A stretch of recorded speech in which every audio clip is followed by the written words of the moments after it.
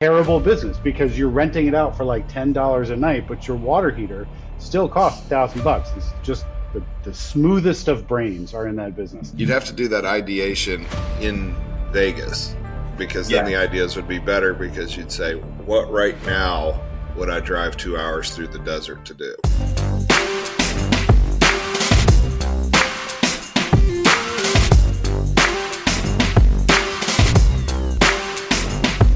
Hi, welcome to this week's episode of Real Estate Anonymous. We're looking forward to previewing the Laughlin Outlet Center, which is about a 250,000 square foot outlet-esque mall in Laughlin, Nevada, which is about an hour south of Las Vegas. And I think really what we're looking at here is really controlled chaos or lack thereof controlled chaos to lead to potentially a den of depravity where literally anything goes. So a big repositioning play here, but we think we're onto something. And you'll see where the boats go at the end of this. Hope you guys enjoy. Hello, welcome back. Elliot White, Brett Moss, and Eric Weatherholtz, freed up from his duties at HUD, is going to be joining us today. Nice to have you back, sir. We missed you when we were talking about the adult playground ranch golf center. But welcome back. I was fully tuned in. That seems right up your alley.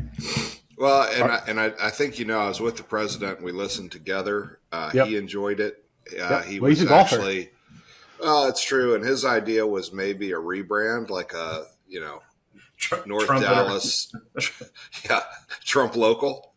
Trump local. Trump International, Campbell, Texas. It seemed like the kind of deal, for those of you who don't know what we're talking about, Eric was unavailable. Brett and I talked about this driving range, golf simulator, bar, restaurant kind of complex in Texas. And it was weird enough and funky enough that it had Eric Weatherholtz written all over it. Yep. It had a pretty big F&B component. I think we had an 8,000 square foot total gross rentable area, since I'm really good at retail and commercial, with 5 bars in it, Eric. So I think we were just needing your consultation and advisory services to find out if that's too many bars or too high of a concentration. Elliot and I decided it wasn't, but we would be curious. All right, let me stop you there. Stop you there. Have you, in your life, been somewhere and gone, hold up, too many bars here? Never. For me, wait a second. I have. Not once. I have a couple friends that have zero problem with that. I've found that offensive at times. Let's get out of here. There's way too many bars. Yeah, we got to leave. There's too much action here. Out of here, guys. I believe the industry rule of thumb is you want one bar every 1,500 square feet. So it seems like that ranch is right in line with where you'd want to be. Check. Yeah. Check. So still buyers from last week's episode. Oh God, I remember that show on Comedy Central, Nathan For You, where the guy would just give out dog shit advice. You could see him pitching a restaurant tenant, being like, "You need more bars, much more. It should be all bars." Anyway, so we're back in the saddle here. Brett, you got any fun tales from the brokerage world? No, not too much this week. It's still a bit herky-jerky out there, but, we've gotten a lot of practice at the herky-jerky state of the market here over the last couple years, so we'll keep blocking and tackling this. And I think, as my father said to me, who was in the real estate business, and he was also a very illustrious broker like me, actually. He was a real broker. But you need to have a lot of irons in the fire was one of his go-to lines. Yep. And no truer words have ever been spoken right now. That is true. We had a tenant drive into one of our buildings. This happens with more regularity than people might think. I don't know if it's alcohol or stupidity or a mix of the two, but these people will, with some astonishing regularity, drive into a fucking building. They'll be in their car in the parking space, and then I don't know what's going on in their life, but like it's go time, and they jam the gas, and instead of backing up, they just send it right in the side of the building, and then they get out like looking around. We're all trying to find out who did this. I'm like, what the fuck, man? How did you? So every day in affordable housing is you wake up and you go, I wonder what has been destroyed today. And so we had a fun one this week. I would say that's just residential management in a nutshell. Like you could Yeah, be working in the highest end place. And some of the stories you still hear from people that appear to be fully functioning human beings, you're like, wait, what? That person did what? Yeah, I believe it. I don't have as much experience with the Class A folks as you do, Brett. I'm not fancy like you. I don't buy $200 T-shirts, but Vori. I'm still plugging for Vori as sponsorship. Is that how you pronounce it, Vori? That's how I pronounce it. Maybe they haven't called me for any sponsorship because I'm not pronouncing it correctly. Eric, you're a retail man. How do they spell that T-shirt brand or clothing brand? I think you can go with that. Yeah, it's a cool story about the guy that started it. Yeah, I agree. Yeah, I actually did. I almost drove through a building once. At 9 years old, I decided that I was going to take my aunt's car for a spin. Awesome. And I fished the keys out of her purse, went out. She had the car parked in front of the house. And it was one of those giant Ford LTDs. Oh, yeah. And with a big banger V8. Knowing nothing about, I knew that the keys went in the car, in the ignition. I turned it and then got it started, and I saw two pedals down there. I pressed them both to the floor, so the brakes to the floor, and the gas is to the floor, and it's in drive. And you can imagine how loud that engine is, and the wheels trying to hold still. And then she comes out screaming. It's got one of those hand roll windows. I roll the window down, and she's like, "Take your foot off the gas." Well, which I don't know which one's the gas, right? What are we talking about here? Explain this to me like I'm 9. Yeah. And I was still a little unclear on the lefts and rights. So it was kind of a Russian roulette deal. But anyway, we got out of it without any harm. Thankfully.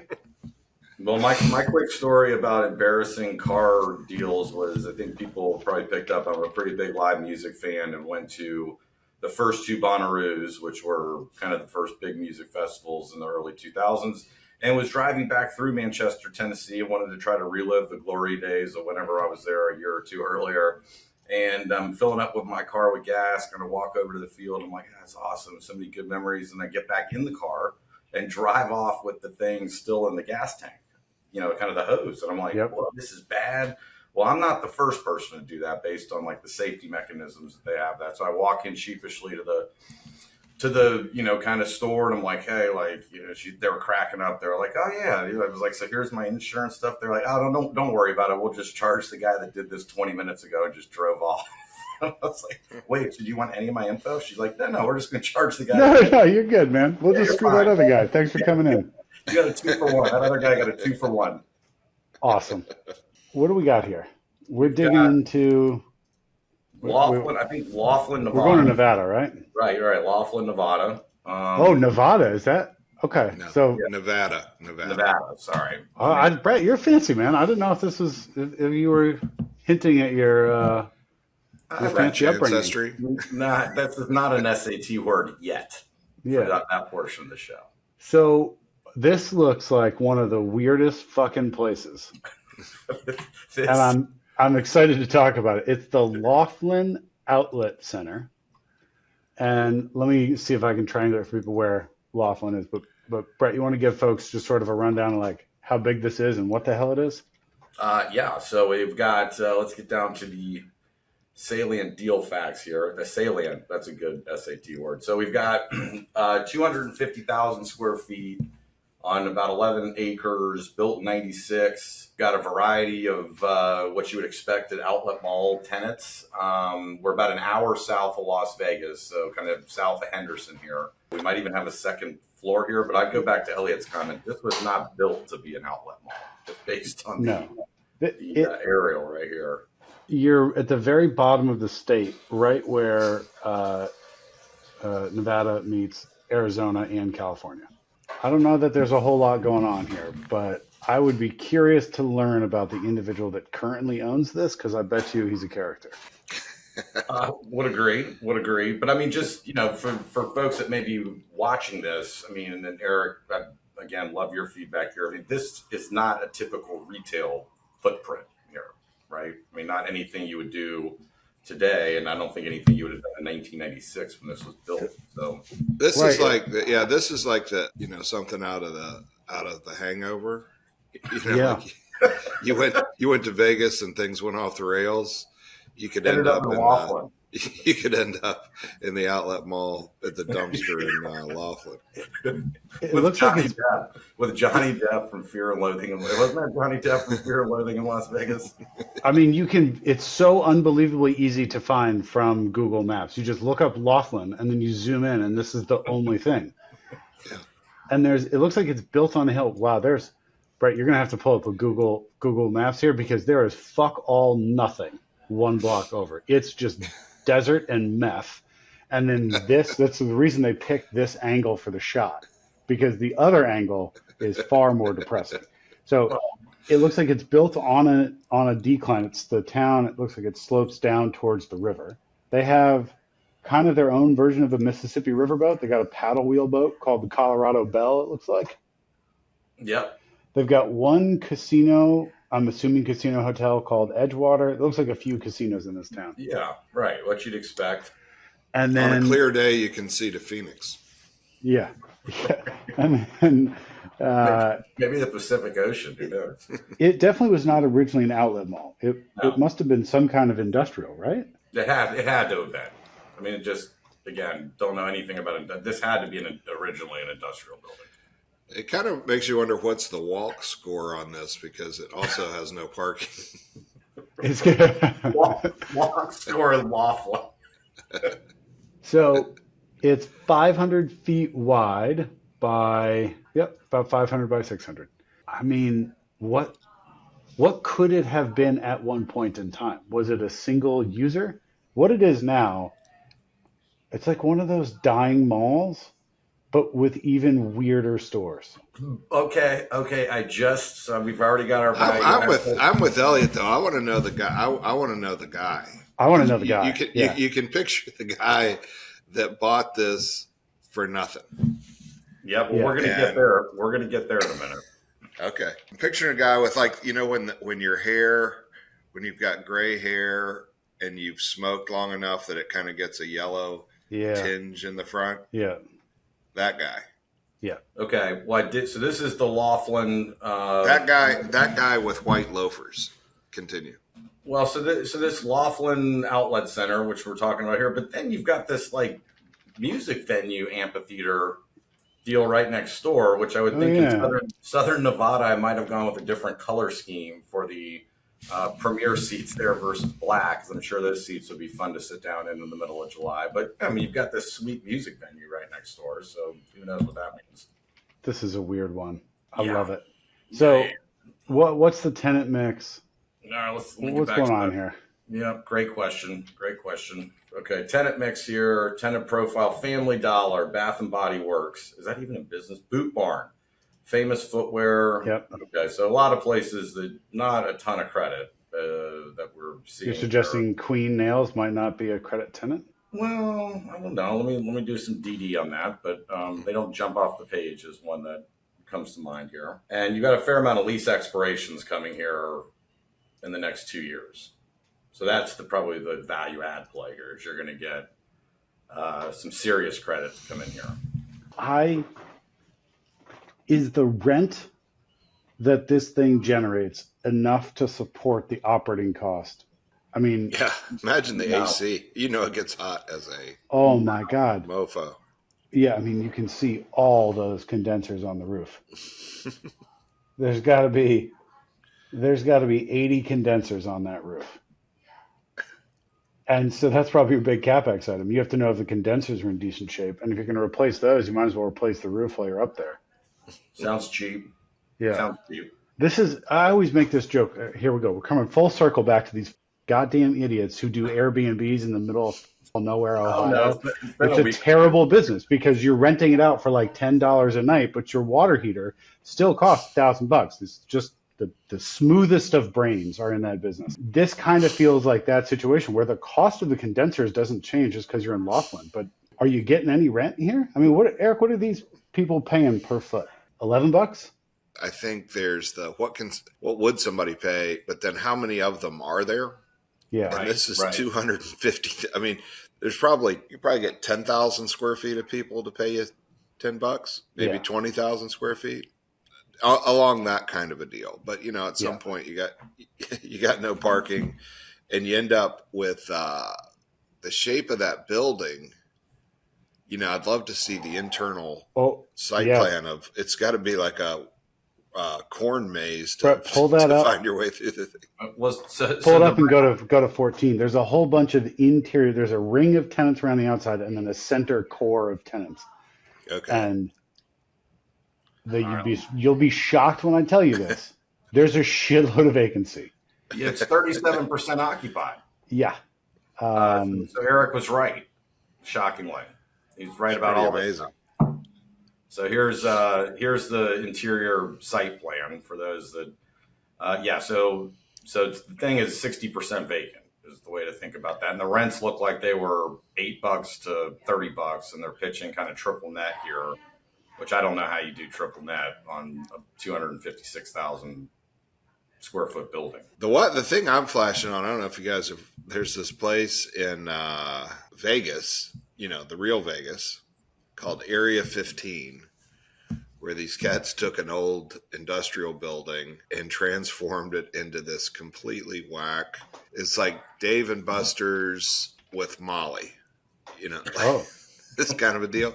And they put in just, it's like the craziest collection of people. I'm looking it up. One of the, so it's all leased out space. It's like Meow Wolf there. Meow Wolf's there. Yeah, Meow Wolf's great. Okay, here you go. Superplastics Dopamine Institute for Pleasure Research. Oh. Yes, that's chemically induced. Wink World. Mm-hmm. You see where we're going? Yeah. Museum Fiasco. Okay. Laser Maze, John Wick Experience, Interstellar Arc, Haley's Comet. So it's that kind of a deal of just crazy stuff. I think that's what you got to do, right? Because why else are you going to go to Laughlin unless you're, this is like if you're you're looking for discount casino, Midwest retiree, you're going to Laughlin. Yeah. I like these broker maps that they do where they drop little pins all over the place and then have the logo for the store as though it's like strategically located. And here you've got strategically located near, looks like Carl's Jr., Taco Bell, and Casa Serrano and El Palacio Restaurant and Cantina. Oh, and there's an airport here? Yes. Okay. So what you've got along the river looks like 1, 2, 3, 4, maybe 5 different casinos. And the question is, once you have picked your casino and you have gotten your Midwest ass to Laughlin to gamble, are you ever leaving that casino again? No. What is the reason to walk out in the scorching heat to go to this outlet center?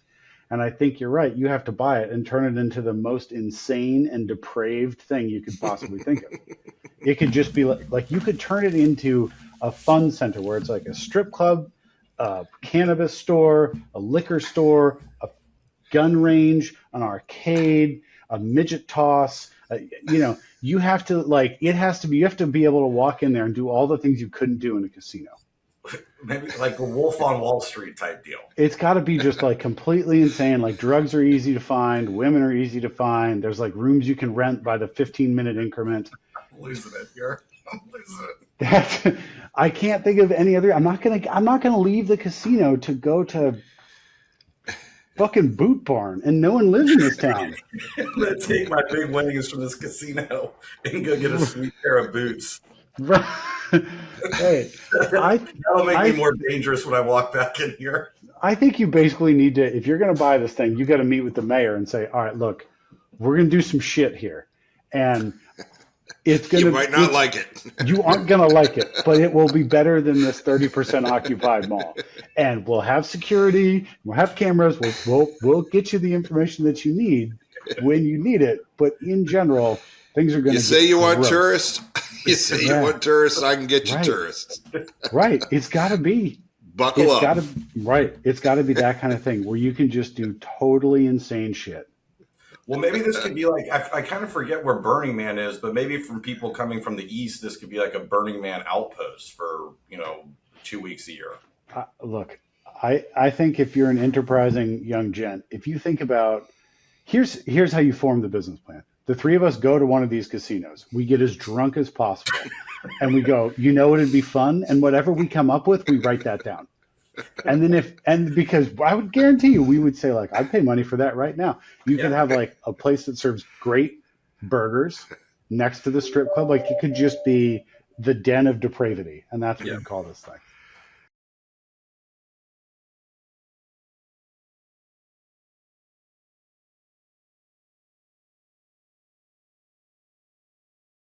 Right. Yeah. Right. It'd have to be the kind of thing that if you told the concierge in Vegas, you know what I'd love to do? They go, no, man, that's too fucking crazy. You can't do that here. You got to go to Laughlin for that kind of thing. You got to go to Laughlin for that kind of thing. I hear you. And there's a spot, but you're not going to find that here. And so you sort of take that out to the extreme. Laughlin has to be a destination for just some truly barbaric stuff. And if you ever had a concierge in Las Vegas tell you that's not available here in Las Vegas, that's a problem. That's a big red flag. Right. You should get your life together. Right. You might put a stop in a different kind of facility. There could be a boxing ring. I mean, you could just pay money to have strangers fight each other, and you could gamble on the strangers. It could be like a classier version of bum fights. You could just find two drunks in the casino and say, I'll pay you guys $500 each to fight, and then you rally up some of your buddies and take odds on who you think's going to win. You could form a board with like the guy from Jackass, and then Hunter Biden. Hunter Biden should be on the board. Put a whole crew together. I think that'd be great. This seems like something Pat McAfee could get behind too, but maybe he's gotten too big. I'm sure we could raise a few bucks for this kind of thing. You go to there's these hedge funds that like jokingly call themselves, I think, sin funds, or where they invest in sin stocks, which is like alcohol, tobacco, firearms. Like they're just like, fuck it, we just want to make money. It's light, but that's light compared to this. I bet you could find some scratch. I bet you for a couple $1,000,000 you could turn this place into something totally insane. So they're asking 6.3 on a 60% vacant deal. Or 60% vacant, 250,000 square foot building. So you got a lot of money and wood to chop to get this thing to be a performing outlet center. I know we've gone long on adaptive reuse here, but I think you've got to get creative in some shape, way, or form here. I don't think this thing makes any money right now. Oh, no way. No, it looks like it costs $1.2 million to run. They slashed a bunch of costs in the pro forma. They're taking it from 1.2 to 800,000, which is like, oh yeah, the seller's dumb. He hates money, but you could run this super efficiently. So it costs 1.2 to run, and their total revenue. Oh, get this. You guys will like this. They're projecting that this year they'll have 700,000 in revenue, which is less than it's going to cost to run. But by year 3, they'll have 3.3 million in revenue. Yeah, that's not a leap of faith whatsoever. I think you could offer. I don't even know if there's debt on this. I don't know what. I don't think I want to meet the lender who put a loan on this property. Oh, I'd love to know him. Yeah. well, you do know the seller to the current owner was a lender, a special servicer. So you know how that story was ending. I would bet you they'd be happy to just walk away from this. This is a liability. This is one of those things. It's like that restaurant location that just sucks for a restaurant, but every now and then some idiot who thinks, oh, I'm going to make a $24 cheeseburger and I'll do really well here. There's like a string of dummies who open the same restaurant location. It's just a bad spot. It doesn't work. I think there's been a string of people who are like, smart fellow like you can turn this mall around. And then it just never happens. But back to Eric's point, you need a lot of those fellas. Yeah, at $6 million. But I think if you got it for like $1 million or whatever, and you put 3 or 4 into it, and you got the mayor to sign off on just total unbridled chaos. Lewd and Well, it's like lascivious. just looking through the sales prices here since this thing's traded since 1997, you get to August of 2006, which was an insane time in the commercial real estate market. Deal sold for 37.6. No way. You get to No September, way. yeah, September 11th, which obviously coming out of some pretty challenging times, sold for 6.2. So we're back to basically that number. And then the special servicer took it back for 5.3 in October of 14. And here we are in February of 2025. And we're saying it's worth the same as it was in September of 2011, which probably isn't a great time to harken back to for those of us that were messing around in this business.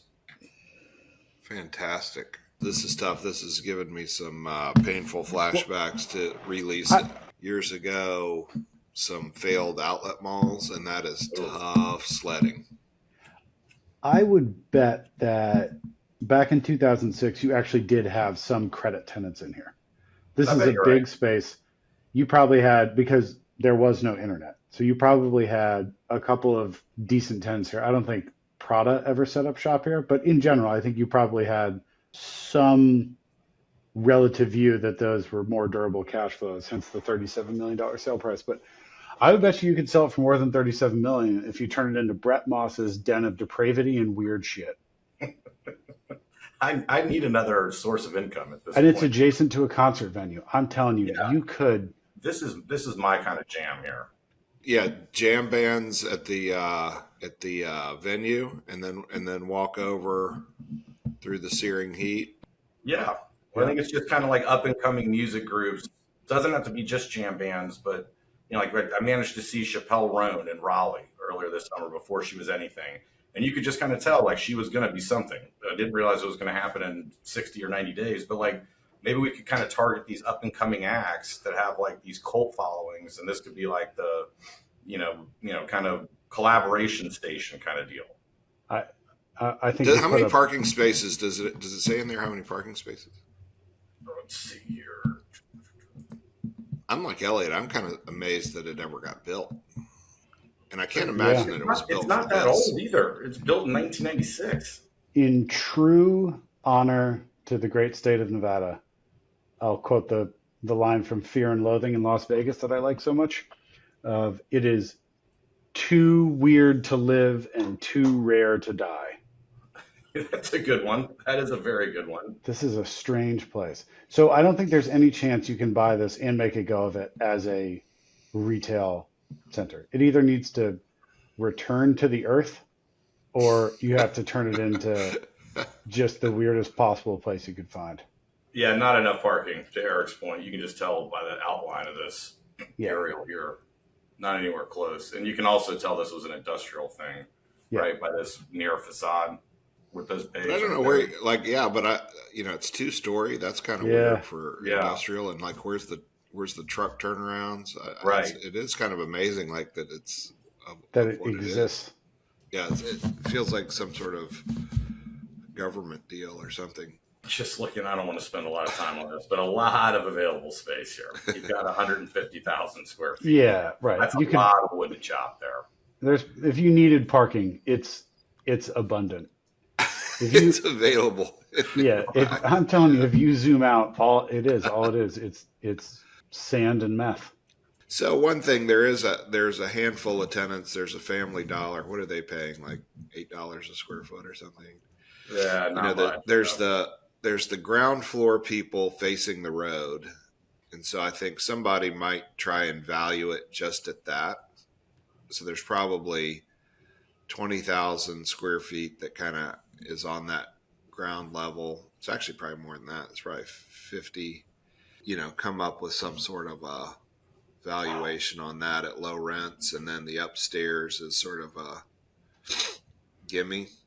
But again, you get the problem of you got to keep it up. Even if you're just using that ground floor, you got 250,000 square feet of roof to keep up with. Yeah. I mean, if you're charging so that goes back to Elliot, your comment and Eric, yours. I mean, if you're charging $8 a square foot, like the operating expenses on this are at least $8 a square foot, right? I think this is a nightmare from which you will never wake up. Right. Right. Well said. Okay, that's what this is. Even if you got it for free, The business of I'm going to turn this into a slightly better outlet center is completely insane to me. The site is not big enough for the size of this building. If you put a cannabis shop and a roller derby rink in there and a bunch of other weird shit, I think you live fighting. Right, live fighting. Yeah. Where you could do like in Thailand, those shows where the guy like sticks his head in the open alligator's mouth and everyone sort of like watches through their fingers to wait for just like either he's going to be fine or the gator's going to rip his head clean off. And I think I'm okay with either outcome, but I don't know because I've never been tested. I think if you can introduce a level of like, I am afraid for how this is going to go with every vendor that's in there, then I think you might be onto something. People might come to Laughlin. Well, you got space and you got Nevada laws. Yeah, right. You have or space and Nevada thereof. laws. I think you've hit a home run if you can turn Laughlin into a place where someone goes, yeah, so me and my buddies went to Laughlin, and the response from everyone else is like, oh my God, you good? You know, like you made it out? Is everything all right? Yeah. Okay. All right. Hold up. So, like Nashville has turned into the bridesmaid capital of the world. Yeah. And you go there and it's every restaurant serves brunch with, a gaggle of young ladies celebrating. What if Laughlin became the bride-groom capital of the world? Yeah. Right. You tracking? I'm tracking. What I'm putting down? Yeah. Yep. Or maybe this is where you go when brides or grooms when you're getting divorced. It's pretty grim. An end of relationship rehab. Right. Yeah, this could be the divorce party capital of the world. There's just behind this amphitheater, some of the dust and dirt has been turned into a racetrack called Best in the Desert Main Pit, and they race souped up pickup trucks. It looks like. I'm telling you, you've got all the ingredients. I'm liking this site a lot better. You've got all the ingredients for just unbridled chaos. I think that's. How about that? Look at it. Hold up. Go back a click. Renamed Laughlin Outlet Center. It's got a huge Las Vegas style electronic sign, probably 80 feet tall. Imagine it, Laughlin Chaos Center. Oh, yeah, and if the marquee just flashed anything goes, you'd be like, whoa. Okay. If you can, and then it had like the Times Square running text, Yeah. Live fights. Right. Alligator wrestling. Right. Yeah. It's just got all the events that are going on. Midget toss, 7 p.m. Best due by 6:45. Yeah. Cannabis tasting. Well, and then so go back to Times Square. That one sign, maybe it's not Times Square, where it's kind of the national debt is kind of just racking up, by the second or whatever. Yeah. And then maybe we could get a running clock of number of bad decisions made to kind of mimic that. I think we've reached a point where we're going to vote, and I think I'm in. I think I'm in. I'm in at like a $10,000 purchase price though. I need to basically get it for free so I could put some money into the Chaos Emporium. But I'm in. I'm in on the Moss Weatherholt's Den of Depravity. All right, I'm in. My value out here is I can provide some knucklehead buddies who can be part of the initial consulting phase of what kind of depravity. Like a focus group, you're saying. Yeah, focus group. Right. Where's Brett? I don't know. We haven't heard from him in 2 months. Product testing. We haven't heard from him in months. Right. I think a gun range and some heavy equipment you could drive around in the dirt and just all kinds of shit. I'm in. I think it'd be great. Fantastic. Boys, this was a good one. We're all buyers. Believe me. To everyone who's listening, I hope you're now just a little dumber for the experience. Thanks for your time.